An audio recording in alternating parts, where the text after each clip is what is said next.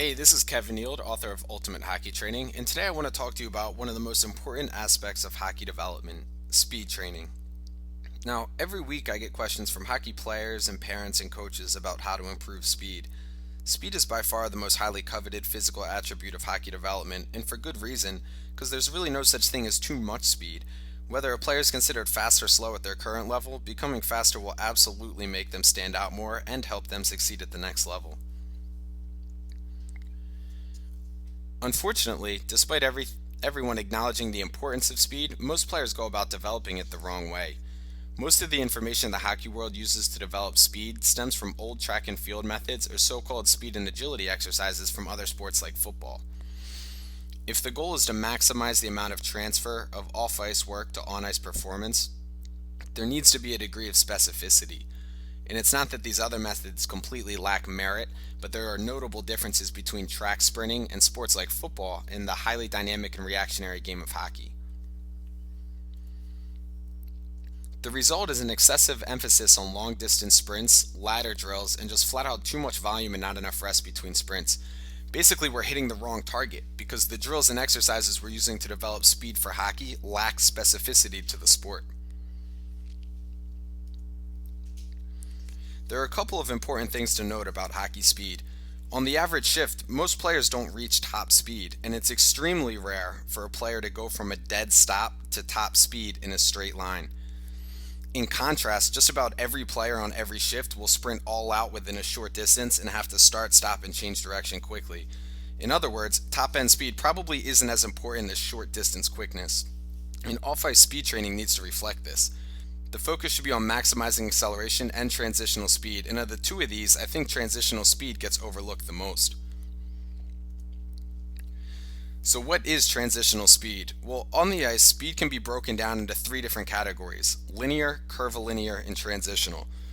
Linear speed is speed in a straight line. This can be broken down into acceleration, or the rate at which a player speeds up, and maximum speed, and as I've said, the acceleration phase is the more important area to focus on off the ice.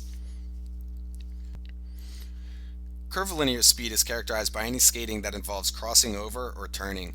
Of the three of these, curvilinear speed doesn't require a large off-ice training emphasis because focusing on the other two categories will transfer to curvilinear speed improvements on the ice if the player is comfortable on their edges. Now, transitional speed involves every change in speed and or direction. This includes the standard forward to backward and backward to forward pivots, as well as all cutting movements on the ice. And off the ice, transitional speed training can have a huge impact on a player's on-ice ability, but few players do it. And there's an excessive focus on traditional agility training, which doesn't have the same carryover to hockey. So what's the difference between traditional agility training and transitional speed training? Now, by definition, they're technically really the same thing. They both describe movements that involve changing directions as quickly and efficiently as possible. In practice, though, these two things are quite different. A lot of agility training involves small amplitude, quick feet movements. Think of ladder drills and weaving in and out of cones. The problem with these exercises is that having quick feet doesn't matter if the body's center of mass doesn't move. Now, Mike Boyle has a great analogy about this concept. For those of you that aren't familiar with the gentleman on the right, that's Michael Flatley, a world famous step dancer that's known for his show Riverdance. Now, during his performances, his feet move a million miles an hour, but his body doesn't go anywhere. Now, in the off chance that you aren't well cultured in the art of dance, the point is that it doesn't matter how quick your feet move if the rest of your body isn't moving. Now, every hockey player, starting from a really early age, is taught to look at their opponent's chest. If the feet move, but the chest and hips don't, the quick feet don't help the player win races to loose pucks or evade players on the other team. So the next time you see someone going through ladder drills, I want you to watch their feet as they go through the exercise once, and then look at their chest the next time through. It's likely you'll see something similar to Michael Flatley. In almost all of these exercises, you'll see the feet moving quickly, but their chest will only move a few inches back and forth. The rare exception to this is during a few of the ladder variations that involve really large amplitude shuffle or crossover steps, when the entire body moves outside of the ladder. In this case, the idea behind the movement itself is great, but forcing the athlete to step inside the ladder is pretty arbitrary and it usually affects the fluidity of the movement. In other words, you just don't need the ladder. This is the major difference between what most people think of as agility exercises and what I'm describing as transitional speed training. With transitional speed, the goal isn't just to move the feet quickly, it's to move the body's center of mass as quickly as possible and do it using hockey-specific movement patterns. This is what is going to transfer the best on the ice. Moving into the application of these concepts, I'll touch on the linear stuff quickly before we move on to transitional speed training. With linear speed training, the majority of the sprint should be 10 to 15 yards with about 5 to 8 yards to decelerate. In other words, the player shouldn't just cross the finish line and then jog it out. They should focus on being explosive out of the gate as they accelerate through the given distance, and then immediately slam on the brakes to slow down as quickly as possible.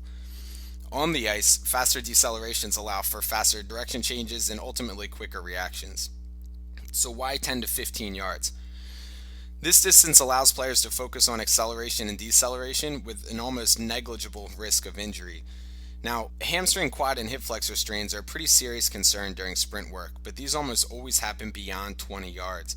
With the hundreds of players at all ages that I've done this with, I haven't had a single one tweak anything inside of 15 yards.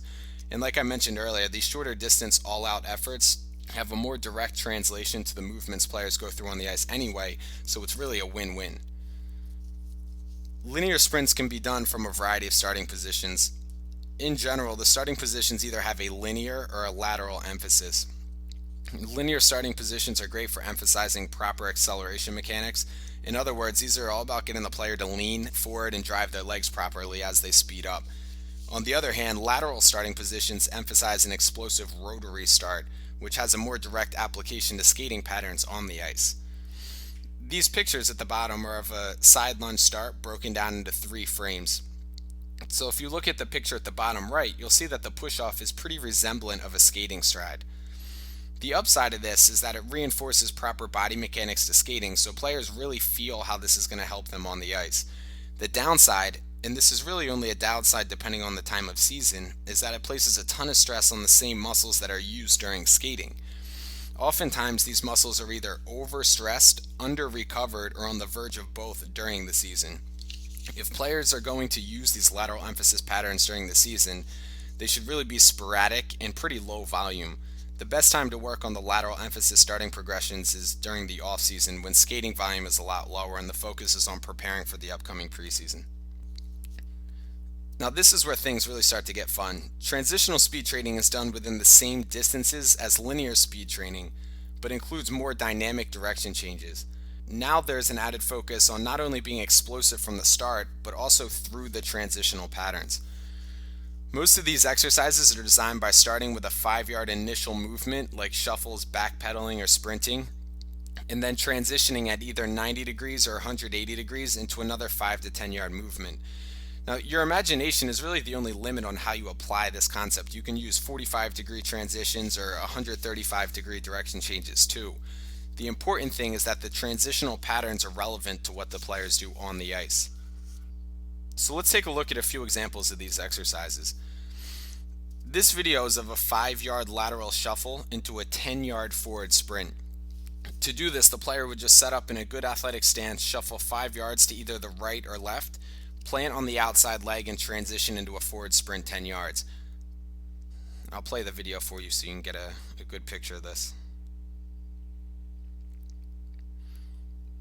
So this is an example of a 90-degree turn. The emphasis is on making a quick transition from the lateral to forward movement by loading and driving off that outside leg.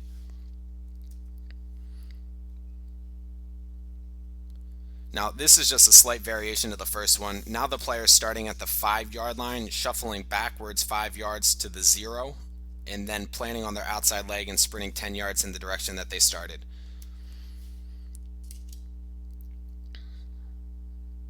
So again, the only difference between this and the previous one is that this is a 180-degree transition instead of 90 degrees. In both cases, the athlete is transitioning by loading and driving off the back leg.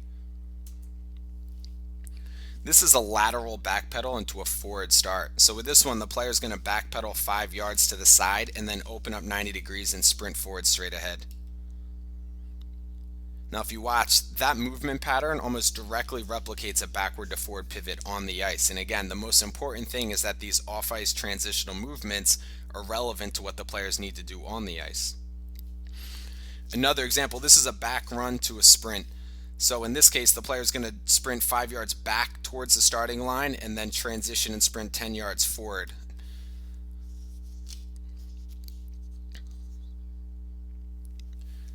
So the big emphasis on this one is just a strong crossover transition. When players go through this movement on the ice, they can gain a lot of power by driving off their inside leg, and this is just a great exercise to reinforce that. As a final example, this is a forward back pedal into a forward sprint, and this is resemblant of what players need to do when they transition from backward to forward skating in the same direction.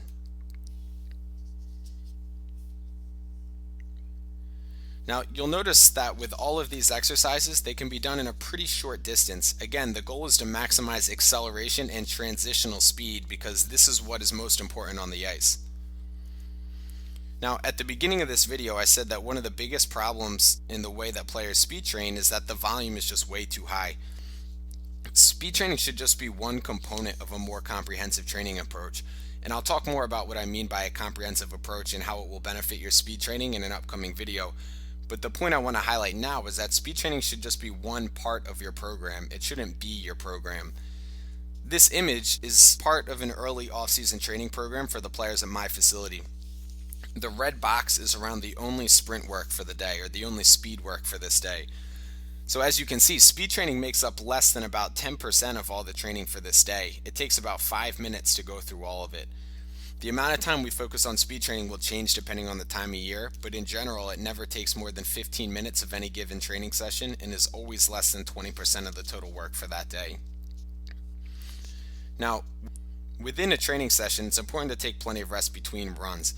The goal of speed training is to maximize explosiveness, not to maximize fatigue. If the player's breathing hard when they're about to start the sprint, they need more time. Take it. Again, it's about improving maximum capacity, not conditioning. There are no concrete rules, but the time and volume of the speed training in your program should be heavily dependent upon the time of season. The off-season is the time to really hammer speed training off the ice and take some time away from skating. Even within the off-season, speed training will be less of an emphasis during the initial phases, but will progress to a larger component of the overall program toward the end of the off-season and early preseason. On the other hand, in season, most of the speed training work will be done on the ice, and the volume of off-ice speed training work will get cut back substantially, and it really shouldn't include much lateral transitional work at all.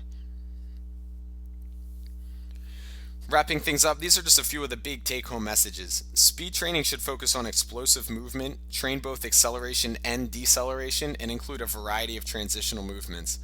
The volume should be low and the intensity should be high, so it's important to provide adequate rest between runs to minimize fatigue. And lastly, it's important to consider the time of season to minimize the risk of injuries related to overuse or under-recovery. As a preview of what lies ahead, I have some more great stuff coming to you in 2 upcoming videos. In a couple days, I'll release the hockey conditioning video that will shed light on one of the most overlooked aspects of hockey conditioning. But before I leave, I have a quick favor to ask of you. If you know other people that will benefit from this, whether it's other players, parents, coaches, trainers, whoever, please forward this video along to them. The more people that get access to quality information, the better it is for the game of hockey and for everyone involved. Well, that's a wrap for today. I'll see you guys in a couple days to talk hockey conditioning.